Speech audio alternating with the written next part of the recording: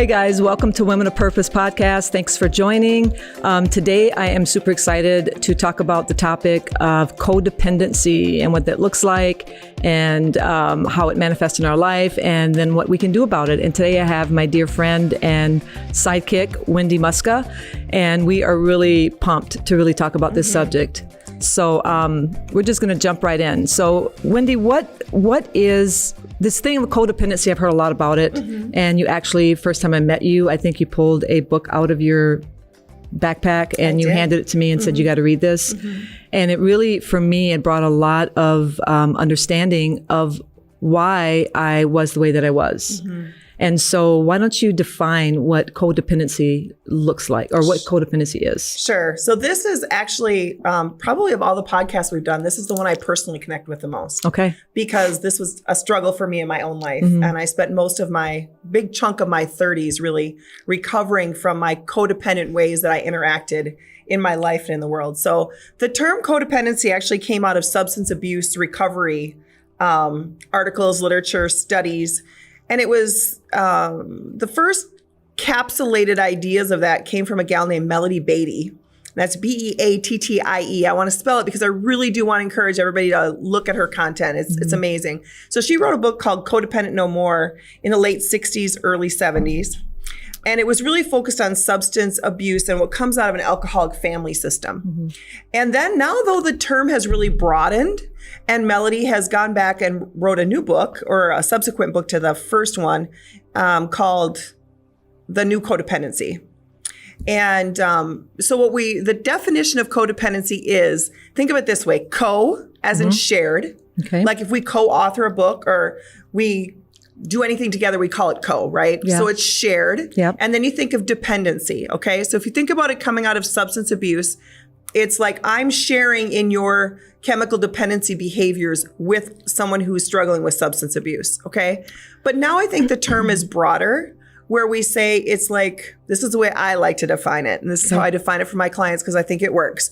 Codependency is sharing the power I have in my life with someone else, and my self-image, self-esteem, my feelings, my thoughts are dependent on you, another person.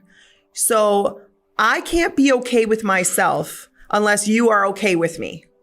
If you are mad at me, I am bereft and I have no idea what to do. So it's really sharing that internal power we should all have in our life over our happiness and peace with sometimes everyone else, and sometimes it just manifests in certain relationships, intimate relationships or close relationships. My own personal struggle, I was more codependent in my relationships with my parents, sometimes with my kids, and definitely with my husband. Yeah, I think it's a huge problem for women because I think we're almost kind of socialized to be a bit codependent. We're socialized to think of everybody else even more than we think about ourselves. I think there are some good changes coming from that, but I really find that most women struggle with codependency. So it can come out of an alcoholic family system or being in a relationship with an alcoholic or someone who has some substance use issues. They're very unpredictable people, but it can also come out of abusive relationships, critical relationships. If you have an unpredictable parent, you can also learn to be codependent. You become very reliant on keeping other people happy so that you can then in turn be happy. Gotcha. And it's so unfortunate because it's something that is put on us that we didn't ask for. Right. But it's like learned behavior a lot of times to keep peace in the house. And to make sure that, especially if I grew up in a home of alcoholism, and the things that I did was you were always walking on eggshells. So then you knew what to say and what not to say so that there wouldn't be an eruption. Right. And so then, unfortunately, that becomes your normal life. Right. So I had no idea that was codependency. You know what I mean? And then the sad thing is then you don't just keep it there. You bring it into almost every relationship that you go, friendships and marriage and all of that. And so and then you don't know how to really communicate or how to really, you don't even really know what you feel. Right. Not because you're feeling one way, but yet, you can't feel that way. So then you change your feelings so that, it doesn't hurt them. And because you want to be accepted by them and you want to please them more than anything. Right. And people who struggle with codependency, one of the biggest struggles is they tend to get into a lot of relationships with not very nice people or toxic people. Because when you're always striving to please someone else, if someone else is an unhealthy person, you will just continue to strive and strive and strive to please them. Where somebody who's not struggling with codependency would walk away from that relationship. They would say, oh boy, this is not a good relationship for me. But people who struggle with codependency don't really look at the world from a viewpoint of me. What's best for me? What works for me? The last person they think about is themselves. Okay. Yeah. And so they just develop a lot of unhealthy, toxic relationships. Or the relationship continues to be unhealthy and toxic because the person with codependency doesn't point out to the other person, hey, you're doing something that doesn't work for me. What happens is the person with codependency looks at that situation and says, that thing that you're doing that doesn't work for me, I will find a way to tolerate it. I will find a way to make it work for me. Because they don't feel like there's any other recourse to look at someone and say, I don't really like when you do that. The idea of confrontation, anything that might lead to conflict, is so anxiety provoking for people with codependency. And I think codependent behaviors lead to so much anxiety and so much depression because you're living your life outside of yourself. I can't be happy with myself unless you're happy with me. Now, if we had that dynamic in our relationship, think about how much power you'd have over me. Because every time you were crabby about something that had nothing to do with me, I would be almost frantic. Because I would be trying to say, okay, what happened? People with codependency are oftentimes labeled very controlling. And their controlling behaviors come out of a place of anxiety. Like, I don't want to have a negative experience in my relationship with you. So I'm always going to try to stay one step ahead of anything that I think could ever possibly make you upset. So it's really... codependency, if it's pervasive in your life, you will find yourself in a lot of relationships that are unhealthy, where you always feel like you're pouring yourself out to other people. You'll be termed things like a people pleaser, but then controlling. So what do you, what in your, just in your counseling and therapy and all of that, when you're dealing with somebody with codependency, how do you, how do you explain it to them? Like, I know you gave the definition of it. So if somebody comes in there and they're talking to you about, things in their life and you automatically, you spot it, what it is, how do you explain it to them without saying you're codependent? Because I'm sure you don't say you're codependent. I'm sure there's a way that you go about that. How would you go about that?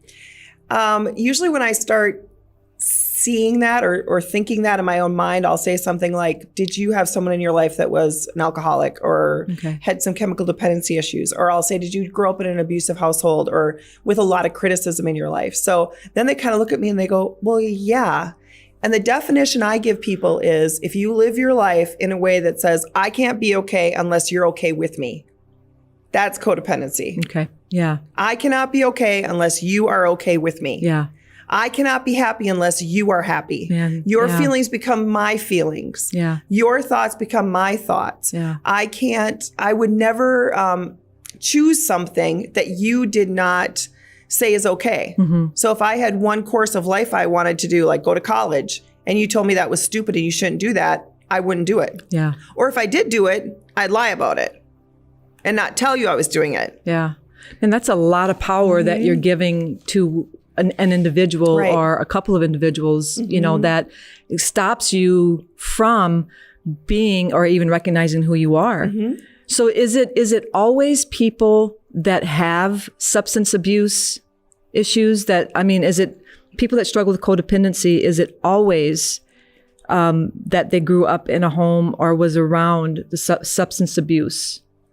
No, not at all. I think especially in the last 10, 15 years, as the term has been used or within my profession or studied, it can definitely just come from having anybody in your life that was unpredictable.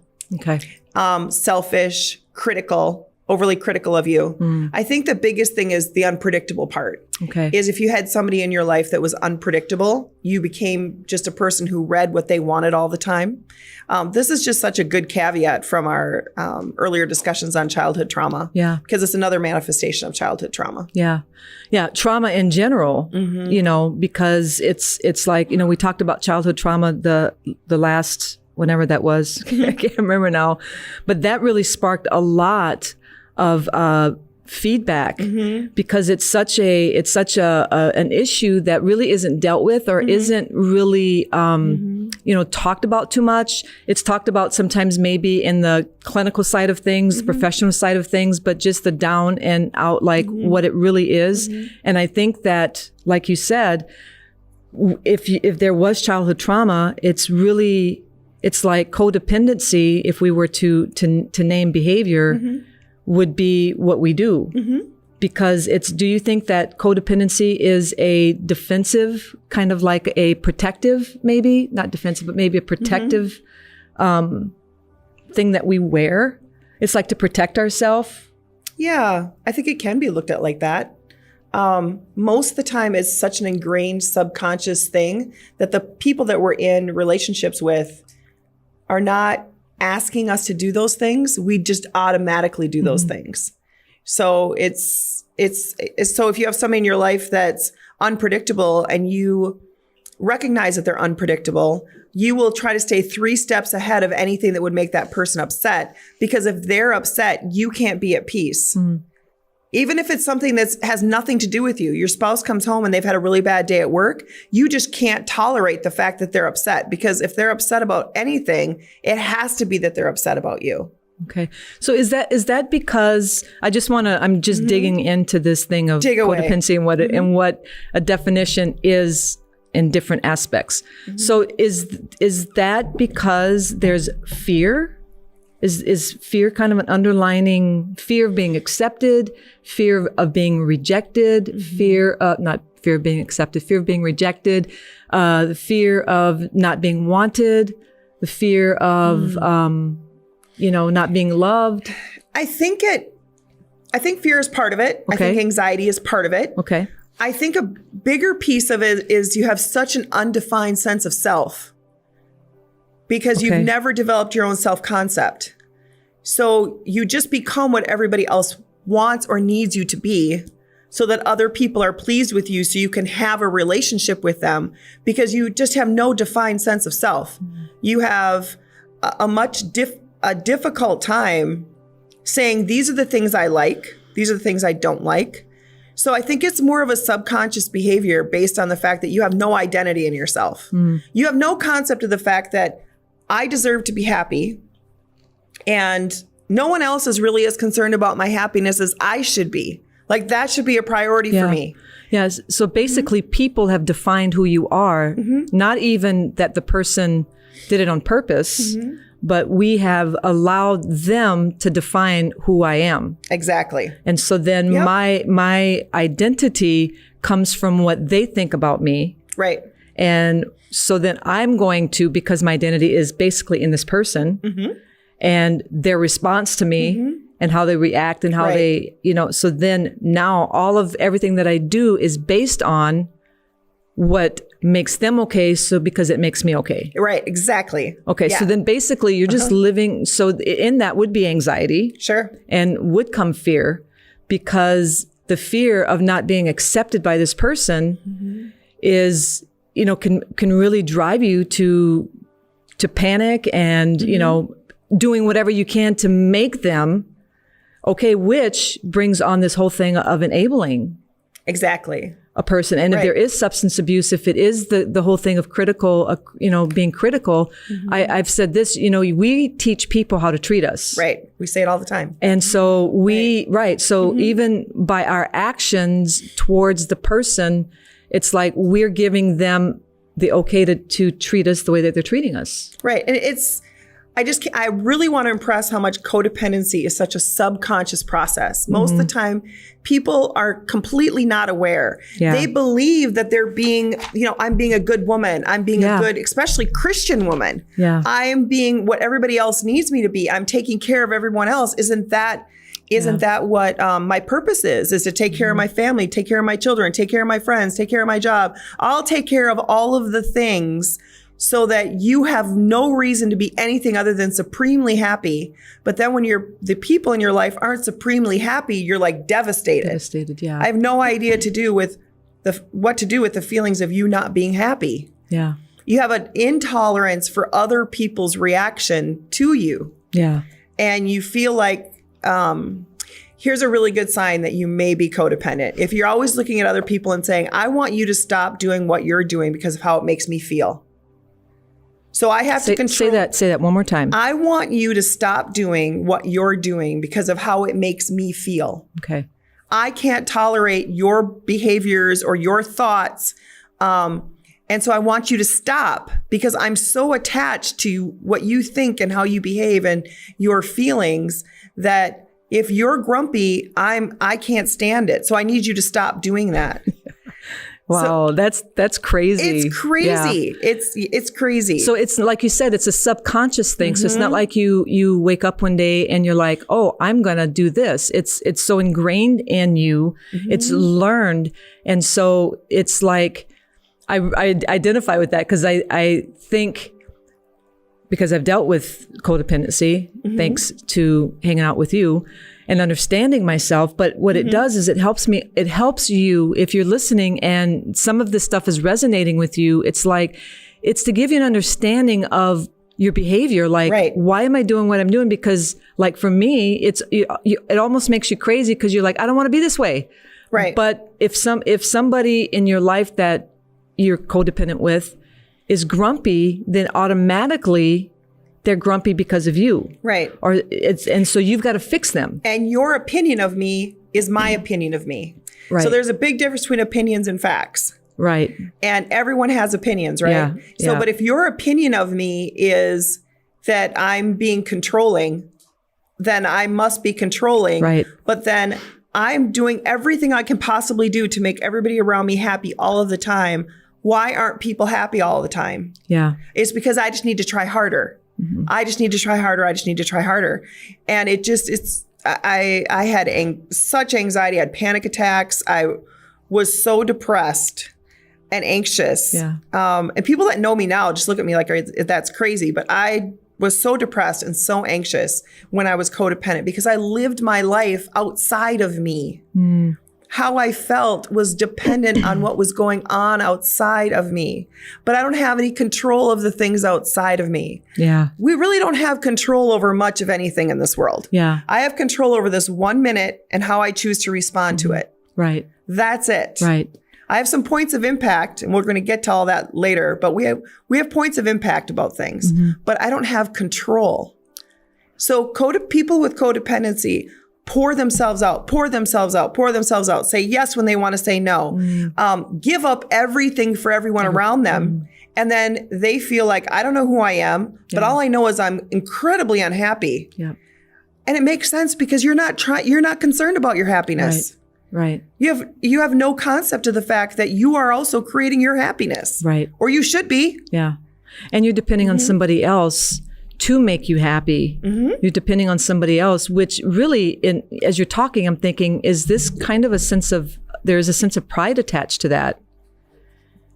You know, there's like, it's like a little bit of pride attached to that because if, you know, I'm putting a lot of power, I'm putting a lot of emphasis on somebody else, like, I have to fix them. It's really about me. You have to make me happy in a sense. And so there's a little bit of that attached to that. It could appear to be that way, I should say, rather than pride. It can appear that somebody is controlling, like you said, and they're really not controlling. They're just trying to, they're controlling the situation, but they're not controlling people. Here's a really good example. I think that's pretty clear exactly on what you're talking about.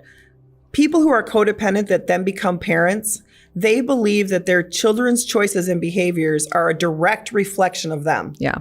And so they become very controlling parents because how you're interacting in the world, not only if you make a bad choice, it hurts me because I want all good things for my kids' lives, right? I don't ever want them to have a negative consequence ever.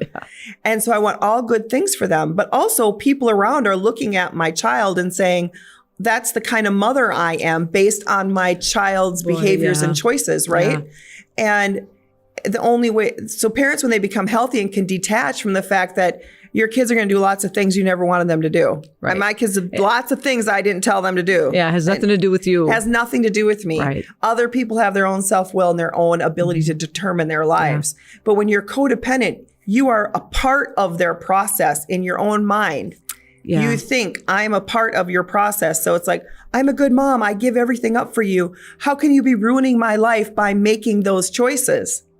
The key there is that we give somebody else the power, quote unquote, to ruin our life because of how we're attached to them in this codependent way. Yeah. Instead of saying, my recovery statement for myself is that I can be okay, even when the situations around me are not okay. Yeah. Right. Because my sense of okay comes only from inside of me. Yeah. And the way to deal with people in my life who are difficult is to change the way that I'm processing and responding to them. Mm-hmm. It's not by looking at them and saying, I'm going to make you change or I need you to change. Now, it's healthy in relationships to ask for change. Yeah. But it can't become this like, I can't be okay unless you change. Yeah.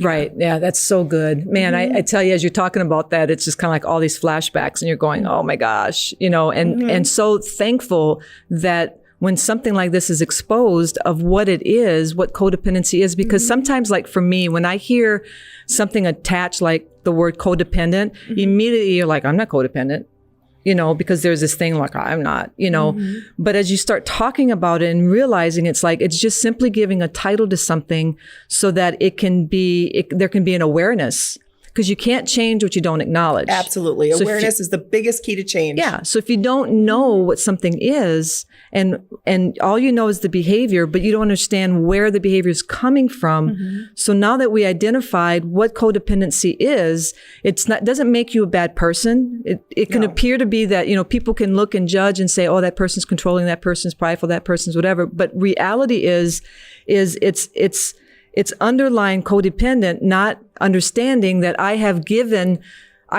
so much power of who I am to somebody else, whether it's your kids or your husband or your parents or coaches or teachers. I think we can pass it along to a whole bunch of different people, but realizing that, okay, wait a minute, my okayness is not based on somebody else. Exactly. Whether somebody else approves of me or not, that is out of my control. Right. And I can't make anybody like me or not like me or, want to be a part of my life. Or so the bottom line is I've got to be okay with me. Right. And how can you live an authentic life?